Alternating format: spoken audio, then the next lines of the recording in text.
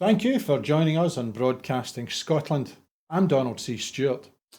I'm Andrew Wilson, and welcome to our full Scottish special.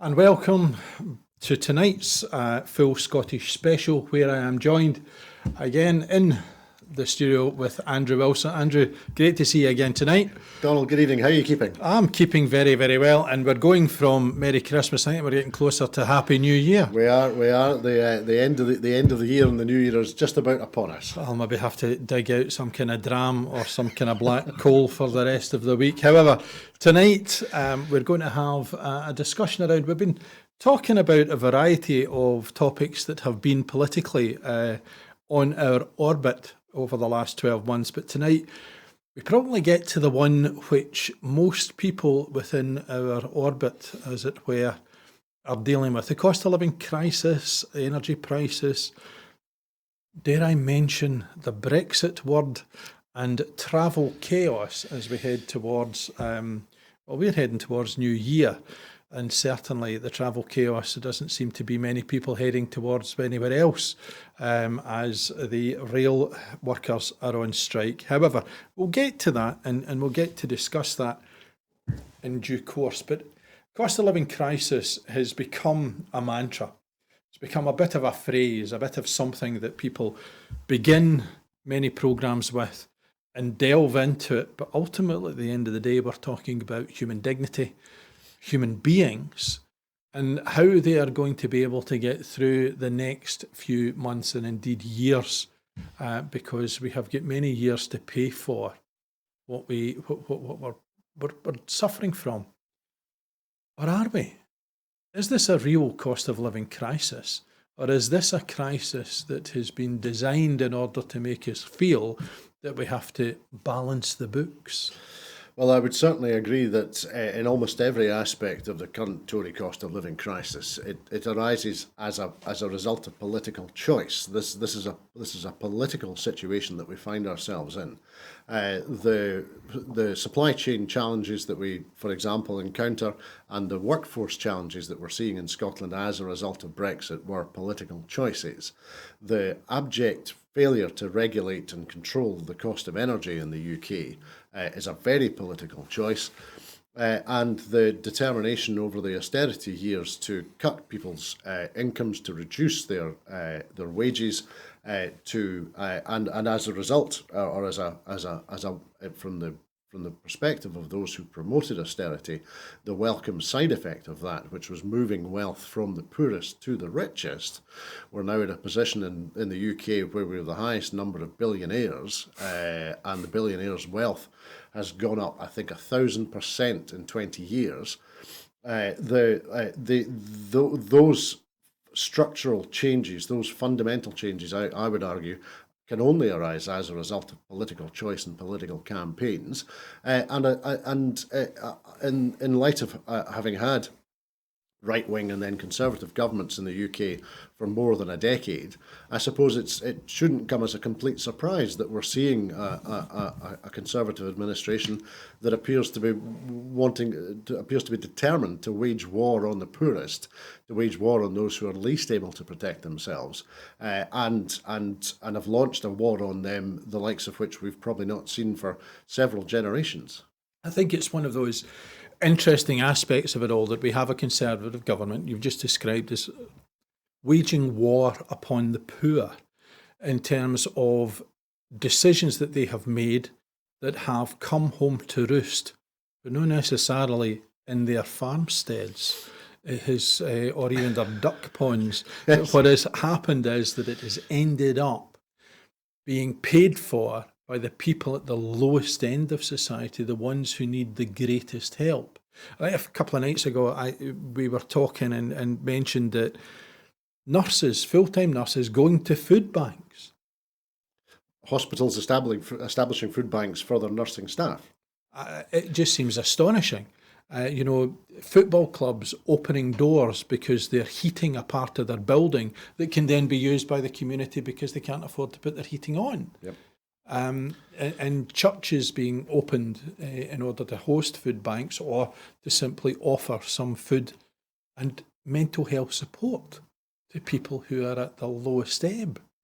It just seems utterly astonishing that 8 years ago, Scotland, the 14th wealthiest nation in the world if it were independent, and yet under a United Kingdom government, we seem to be unable to heat our homes. Well, both energy and food policy, you're absolutely right, Donald. Only in Scotland under Westminster rule could we discover oil and end up with more food banks than we have branches of McDonald's. So yes, the political determination of those who have been in power to enrich those who support them and themselves at the expense of the rest of us, I think is a pretty clear. Well, to me, is a pretty clear theme of the last, the Cameron administration, arguably the coalition administration before Cameron took power, and certainly the subsequent May, Johnson, Truss and Kwarteng administrations. We shouldn't forget that at a time when we're being told by Conservative ministers that the country cannot afford to pay ambulance drivers and nurses and posties and those upon whom we depend, that at the same time, those upon whom we do not depend, well, it's fine, we can take the cap off their bonuses, that's not a problem at all. Bankers can earn as much as they want. So I think that very much gives the lie to the approach that we're seeing from certainly recent right-wing governments in Westminster, that it is very much, and this is reflected in many, many ways, but it's very much one rule for them and a different rule for the rest of us. I think we've seen that right throughout, but a few nights ago we were talking about COVID, we were talking about Boris Johnson and the rule breaking and Hancock and so on. And I think that it's certainly the energy prices. There was a policy of allowing smaller organisations to offer gas and electricity to households well below the rate that were being offered by the likes of the larger companies, your Scottish Powers, N Powers and so on. And of course there are other electricity and gas suppliers available. But that drive to decentralise to an insecure economic environment, which then crashed and burnt and left us with loads of suppliers then disappearing and people being transferred onto the larger suppliers, followed then by the disastrous fiscal event, a war which has seen Russia turn off the taps. It all, apart from the last, seems to be, I'm a turkey, it's getting cold, Christmas must be soon. I wonder where that boy with the big knife is. Yes, I'll vote for that. No, yeah.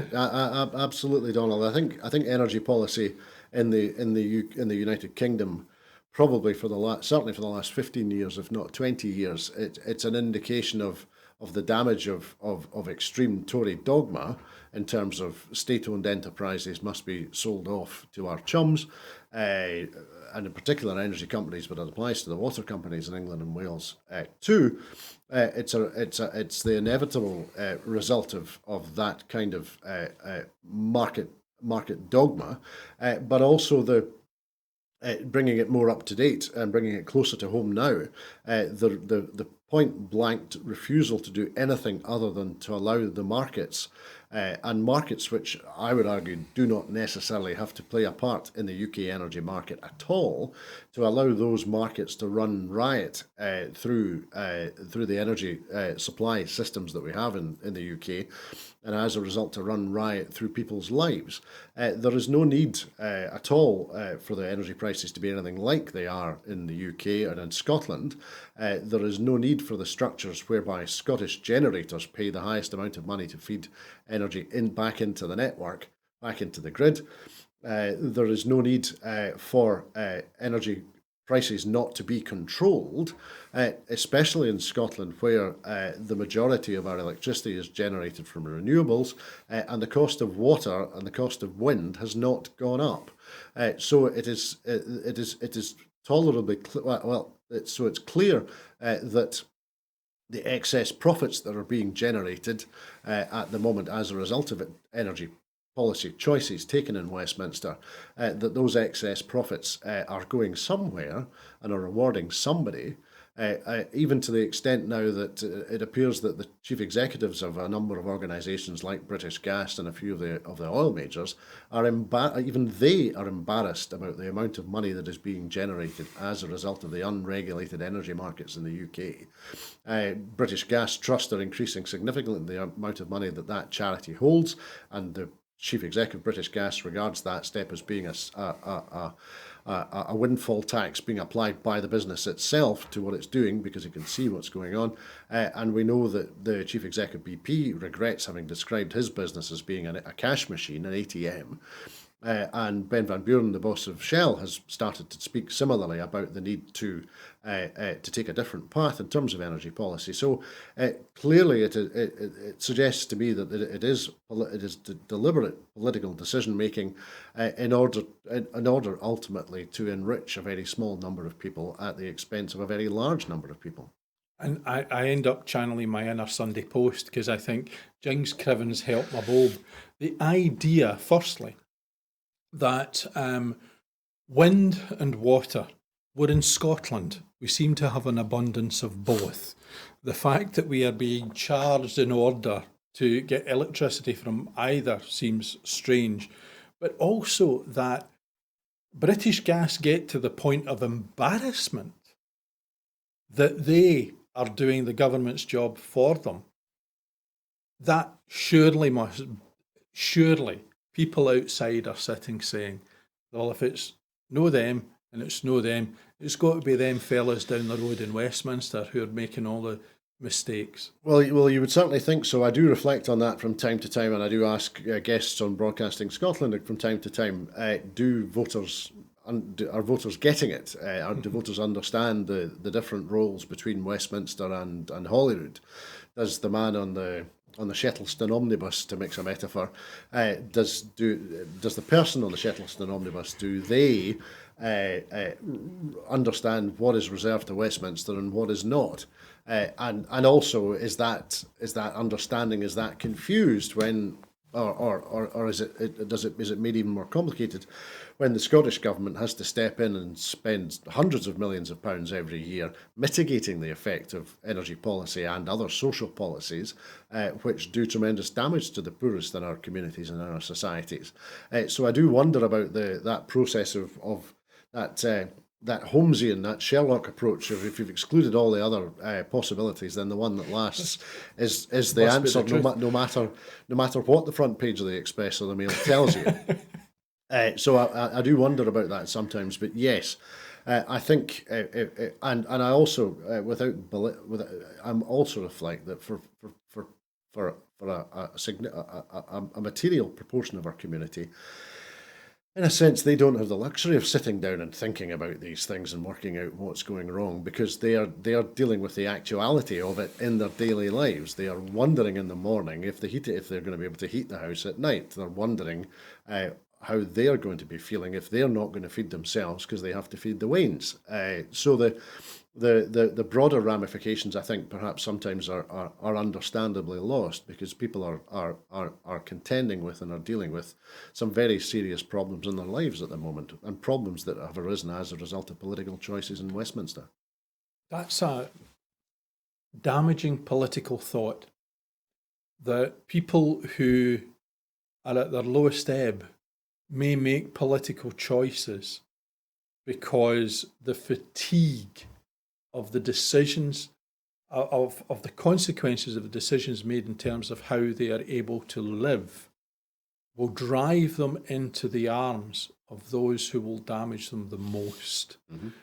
And the very bottom line of democracy, apart from anything else, that is quite an austere, if I can use the word austere, in any kind of formula that doesn't cause palpitations manner, because I think one of the things that has been blown apart is that connection between, in Scotland at least, the working class and the Labour Party. Mm-hmm. That I think that, and I have very many friends who are very good Labour Party supporters and indeed served with the Labour Party to fairly senior positions. And I have a great deal of respect for them and time for them because of their work in helping and supporting those in greatest need. But they must look along and see what is happening just now and think to themselves, we need to be out there in the picket lines. We need to be out there doing what the leader of the unions are doing, and actually sitting in studios and saying, that's a lie. Mm-hmm. That's not true. Where instead, I go back to the old Tony Blair, did they not have pagers so they were all constantly on message? I had this vision that it was some kind of, Japanese game show being in the Labour Party. If you said something wrong, you get some kind of electric shock. Yep. Maybe there was some kind of focus group that led to, I'm a celebrity, get me out of here. I'm sure there was. Yep. But it just, none of them, of course, would be a cat. I wonder, really, within the context of all that politically, it seems to be no longer difficult to understand why they get Brexit through then. Well, that's very true, and respect for sneaking George Galloway into that segment. That didn't pass me by. And thinking of the late Rulelenska's family, but putting that to one side, yes, the dislocation in traditional UK politics that we have seen over the last 25 years, and by that I mean the rise and the taking of power and the maintaining of power by the SNP in Scotland, which breaks the model that persists in Westminster completely. And it indicates to people that there is another way to do things, that there is there is an alternative, and that the alternative is a vision of progressive policies and progressive politics that does appear, and does, I think, in its implementation, have at its root the protection of families, the protection of the poorest in our society, the introduction of both tactical and strategic answers to the challenges that those people in particular face, and the purpose in that being, firstly, to look after people, but secondly, to put people in a position where collectively and individually there is the prospect of a future which is better than the present that we are inhabiting in the cold and the dark at the moment. So I think we certainly, in political terms, have seen the Labour Party in Scotland in particular, but at a British level too, struggle to understand and struggle to deal with the challenge that the change in Scottish politics has brought. And I don't think they've even got close to an answer for it yet, an answer that would work, because the only answer they have at the moment, and have had since 2014, is that we stand beside the Tories all the time, which I don't think plays particularly well, and hasn't played particularly well in Scotland since 1955, if not earlier. So that cleaving of politics in Scotland in a way that Westminster still cannot conceive of, I think, is an indication of the divergence in power politics here, and it's also an indication that we're, and as we're seeing in the polling at the moment, and I think we'll continue to see people through a cost of living crisis, people through an energy crisis, which have been foisted upon them by politicians that they did not vote for. I think that I think it, in part, is at least responsible for the growing number of people who are coming to the conclusion that there is a different way of doing this. There is a better way of doing this, and that better way is for Scottish people to take responsibility for all of their own affairs and run the country in a way that's suitable for Scotland. I suppose that, in essence, is where there is such a divergence, that responsibility, what the Scottish Government are not asking for is power. They're asking for responsibility. They're saying, judge us on the basis of the decisions that we make. We're not looking for a power grab. We don't want to be in perpetuity Yes. perpetuate the government. What we want is we want to abolish ourselves. Yep. Imagine that. Imagine a politician who would stand up and say, vote for me and you'll never see me. Yeah. Yes. And I'll be honest about it, whereas for some politicians down in Westminster, that perhaps is their modus operandi. Vote for me and I'll see you in 5 years. And I can think of a few List MSPs in Scotland for whom that might be the same case, but no, Westminster's the main thing. I hope you're not thinking of any MP who has a dual responsibility of being an MSP at the same time. Perish the thought. He may be off to referee at some point soon. But I think that what is interesting with all of that is that it creates a framework.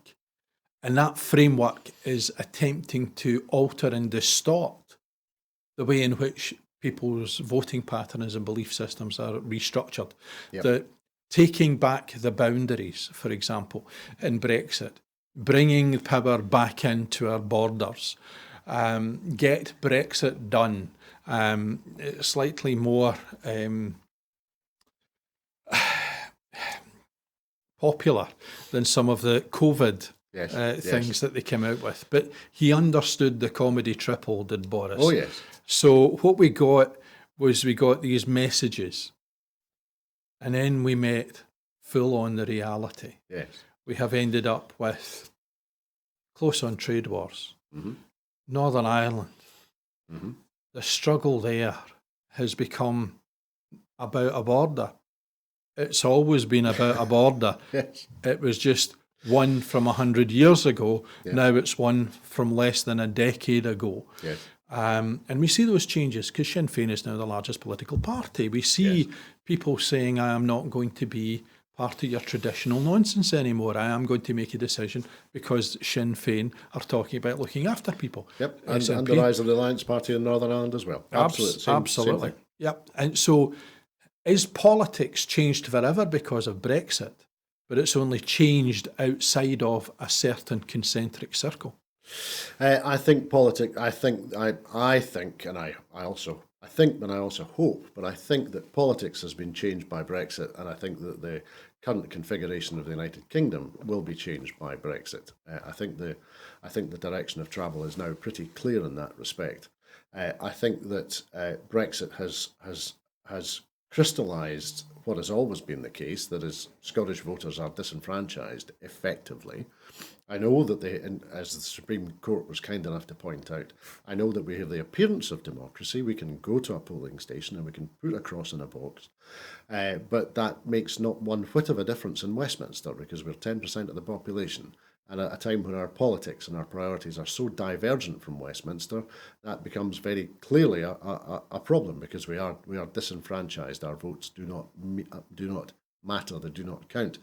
So I think in that sense, and so as Scotland, in terms of creating an image on a map that looks like Maggie Simpson, where we are yellow at the top and the rest of the UK is blue, that really crystallised it, made it as clear as day that the UK cannot exist post Brexit in the same way as it existed before Brexit. And your point about Northern Ireland and the island of Ireland is absolutely, the north of Ireland and the island of Ireland is absolutely right. The warnings, the clarion calls as to the damage and the difficulty that would arise as a result of Brexit for the people of the north of Ireland and the Good Friday Agreement and the Belfast Agreement. And the peace that young people have only ever known in their lives. I'm not equiparating it, but in the same way as young people in Scotland have only ever known there to be a Scottish Parliament, young voters in the north of Ireland have only ever known peace on the island of Ireland.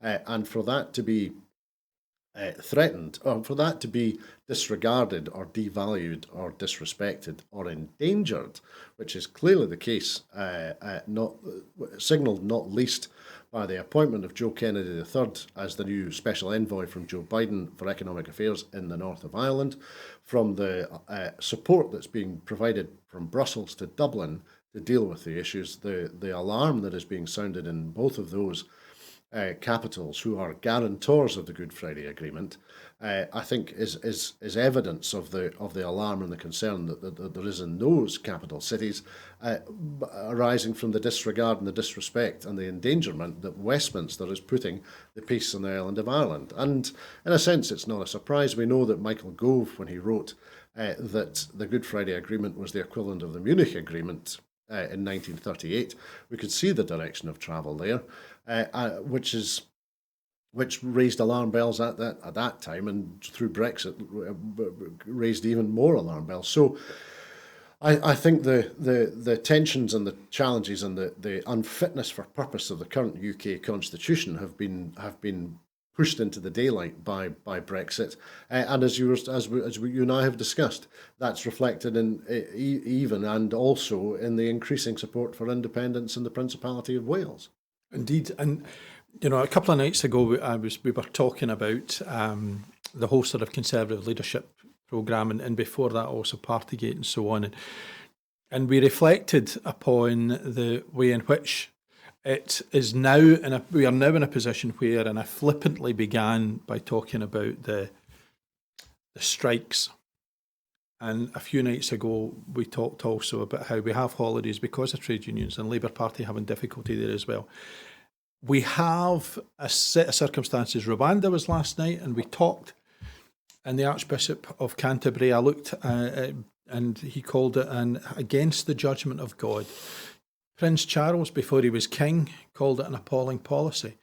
People are beginning to get wise to the apparent cost of living crisis and the fiscal event. What is it that's going to get the workers what they deserve and bring this to an end? Well, that's a very interesting point. I've been asking and reflecting on both the likelihood of a general strike in the UK as we see increasing industrial action, but that also provokes me to think about the outcome from the previous general strike, which was that the miners went back to work for longer hours and less money. And to bring that then forward to the death of the mining industry in the UK, subject to the one private mine in Cumbria that the Tory government seemed to want to build. The ending of the mining industry in the UK and Scotland, and the destruction of the communities that came as a result of that. I think there is perhaps there are indications that when there is conflict between the establishment and the working classes in the UK, history would suggest that the working classes usually come off second best in those sharpest conflicts. However, other periods of time, the period from 1945 until the early 1980s, indicate that when there is a consensus and there is an understanding and a shared understanding, the way to improve everybody's lives is to work together, then probably more progress is made. And we saw that with the social contract that existed after the Second War until Mrs. Thatcher arrived, I would argue, that saw the improvement in housing, the improvement in education, the improvement in people's lives, the improvement in people's incomes, the improvement in people's health. And so my thoughts are that, and this is also in the UK where there has never been a real revolution. The odd king got his head chopped off, but there was never a odd queen. And well, indeed, but certainly in the last century and a half, there's not been a dislocation like that. There's not been a sharp pivot or change of direction. So I think that what that reflects is that certainly for the last 50 years, 60 years, we've seen the power of the working classes and their strength either being diverted or degraded. And so I think what it takes is a far greater valuation of the importance of the power of the working classes. They are, in simple Tory terms, their fiscal contribution to the livelihood of the country. Elon Musk didn't get wealthy as a result of his own efforts. It was as a result of all the guys working for him.